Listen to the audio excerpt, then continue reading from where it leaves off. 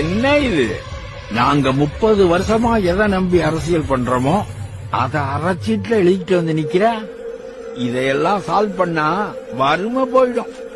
வறுமை போயிட்டா ஓட்டுக்கு காசு வாங்குவான, சோத்துக்கு அலையணும், வயிறு பசிச்சு காதுல நோய்ங்கணும்.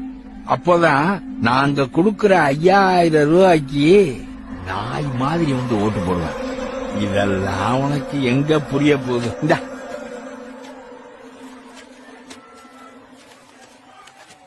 இல்ல, நீங்க தப்பா புரிஞ்சிருக்கிறீங்க. வறுமையும் பசி அவங்களால ஓரளவு தான் தாங்க முடியும். அதையும் மீறி அவங்க தன்மானத்துல கை வச்சீங்க, ஞாபகம் இருக்குல்ல? ஜல்லிக்கட்டு.